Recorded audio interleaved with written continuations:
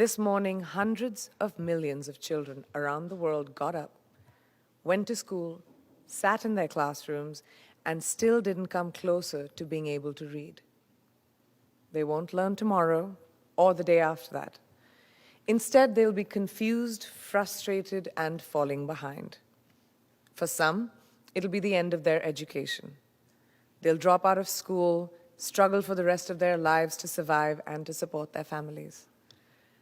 And of course, more than 250 million children and youth don't even have the chance to go to school at all. They're not enrolled, they're not learning, and this is attributed to various circumstances: overcrowded classrooms, lack of support for teachers, ineffective or dated curriculum.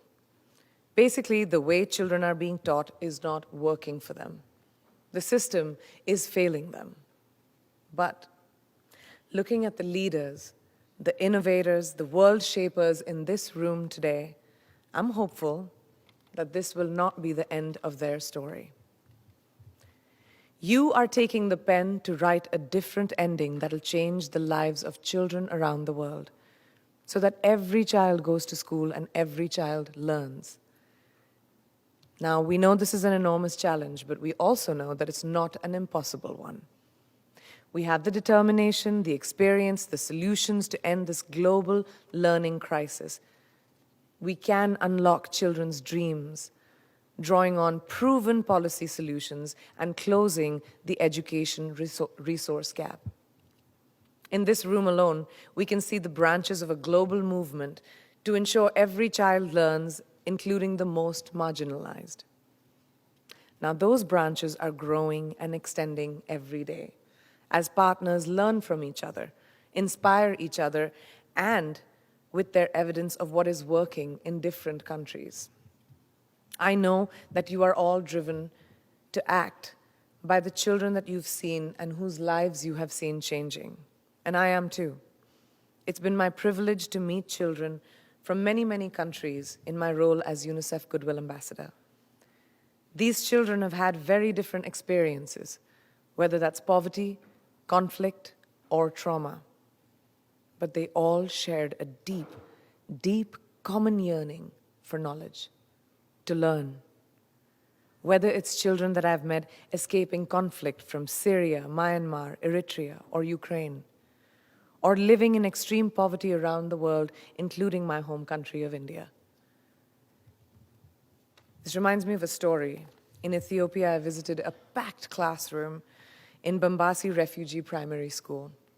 I met Zulfa, enrolled in second grade. She must have been about 7 or 8 years old. And she dreamt of becoming a teacher when she grew up. Why, you ask?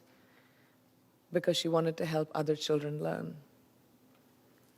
Zulfa and her friends, like all children around the world, need to keep those dreams alive.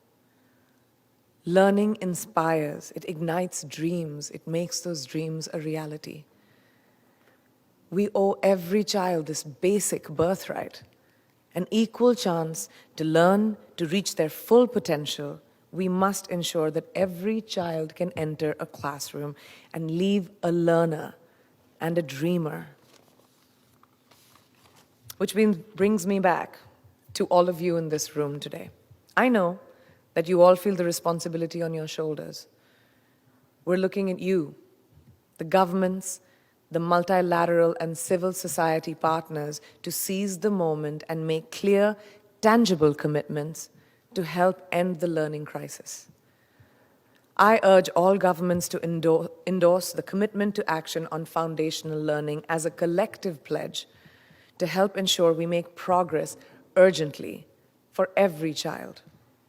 Let's maintain the momentum that has brought us all together. Let's not give up. Let's not slow down, and let's not accept the unacceptable. We all know what needs to be done, and we must keep fighting to protect their rights, their dreams, and most of all, their potential.